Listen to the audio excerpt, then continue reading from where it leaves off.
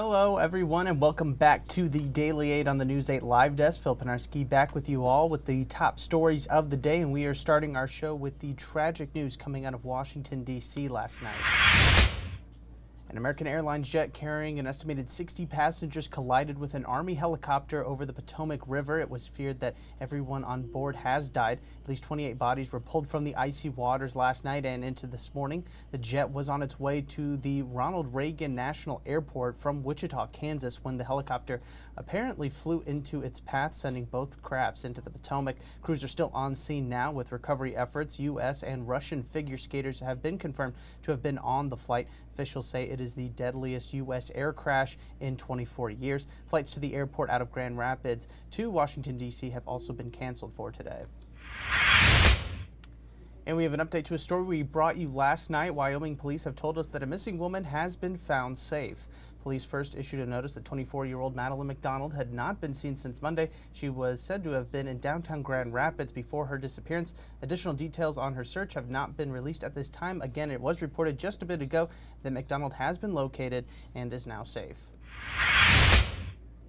A Grand Rapids priest with the Anglican Catholic Church has been removed from his position after making what appeared to be a Nazi-like salute during a speech at the National Pro-Life Summit in Washington, D.C. over the weekend. Calvin Robinson was a known conservative commentator as well as a priest in the United Kingdom before he was moved to the Grand Rapids area in 2024. At the end of his speech, Robinson extended his arm after saying his heart goes out to everyone in attendance. Robinson did release a statement on his Facebook page Wednesday, saying that the gesture was made as a joke to make fun of those who criticized Elon Musk for doing a similar gesture earlier this month. The church said that while they don't know what was in Robinson's heart when he did the gesture, they believe it was an attempt to provoke the opposition, which he has been warned about in the past as well. Robinson's license with the church has been revoked.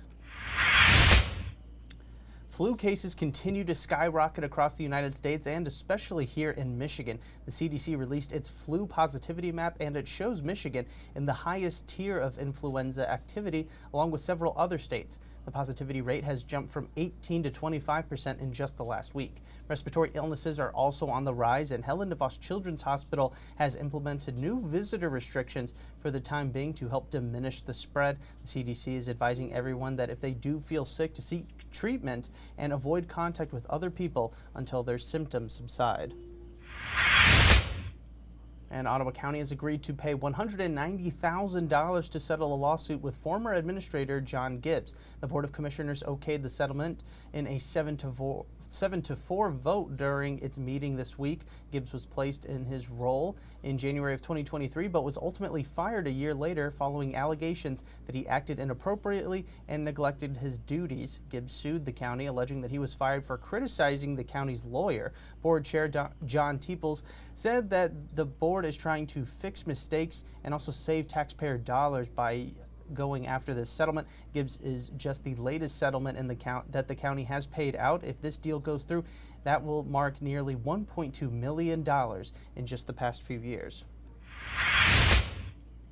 A group of bystanders helped rescue a woman and her dog from the Lake Michigan waters over the weekend. The Grand Haven Department of Public Safety said that the woman was walking her dog along the ice Saturday afternoon when the dog fell through a hole in the ice. The woman then dove headfirst to save her pet, but was unable to get out. 3 bystanders in the area then jumped into action and actually rescued the woman and her dog, and neither of them were injured in the ordeal. Authorities are now asking residents to, of course, be cautious around frozen waters, especially now as West Michigan is experiencing a bit of a warm-up. And for more on that warm-up and the weather in general, let's send it over to Storm Teammate meteorologist Matt Kirkwood now with a look at your forecast for today.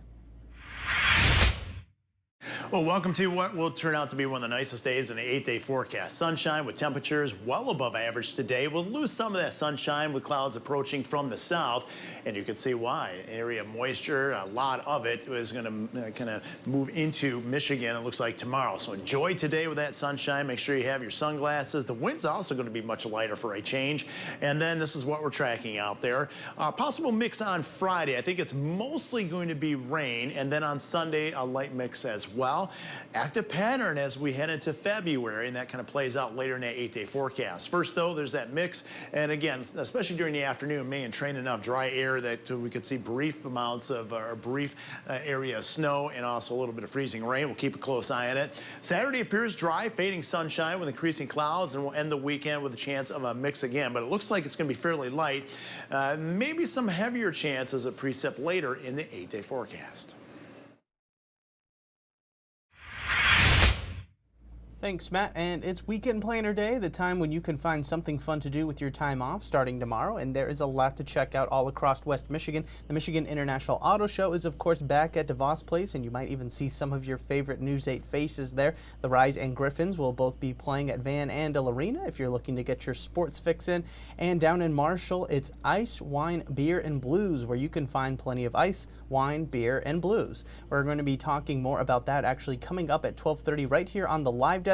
You can find the full weekend planner right now over on woodtv.com. And that's going to do it for us today on the Daily 8. I want to thank everybody so much for tuning in to this latest edition of the News 8 Live Desk. I'm Phil Penarski, and we will see you again tomorrow with another 8 stories for your Friday.